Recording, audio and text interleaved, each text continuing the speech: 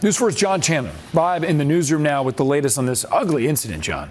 Yeah, and Adam, it turned into Nets' impressive Game 4 win over the Celtics into kind of a footnote last night. And this is the latest in a string of incidents with misbehaving fans at NBA playoff games over the last week or so. After Brooklyn's 141-126 win over the Celtics, Kyrie Irving seen leaving the court here. He's in the middle of your screen with that white towel around his neck, and you see a water bottle fly down from above, just missing behind him. Well, Kyrie and his teammates immediately react. They turn around, they look up into the TD Garden stands.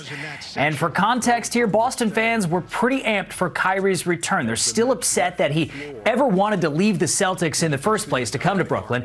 So they booed him. They yelled profanities in both games 3 and 4. But this fan took things too far, and it didn't take long for security to find him.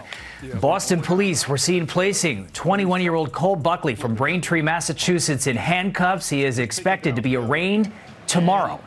TD Garden has banned him for life, but that's not good enough, say Nets players. And we've seen incidents. Well, we keep saying things like we're human, but we don't get treated like we have rights when we're out there at times, and people feel entitled to go and do things like that. Underlying racism and just treating people like they're in a human zoo. You know, throwing stuff at people, saying things. You know, there's a certain point where it just gets to be too much. You coming to the game is not all about you as a fan. So have some respect for the game, have some respect for these human beings, and have some respect for yourself. Your mother wouldn't be proud of you throwing water bottles at basketball players. There's some got to be enforced, you know, with the NBA as far as fans. Like, somebody has to be made an example. I don't think just banning fans, you know, from the arena is good enough, because continuous, you see, you know, different arenas, fans continue to do it. So, you know, something has to be put in place.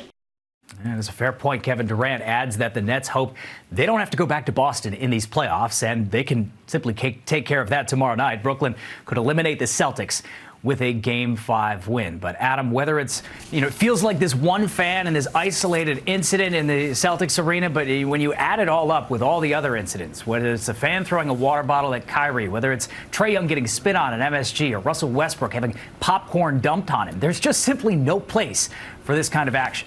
Players are right. Somebody probably has to be made an example of to put an end to it. John, thank you. Sure.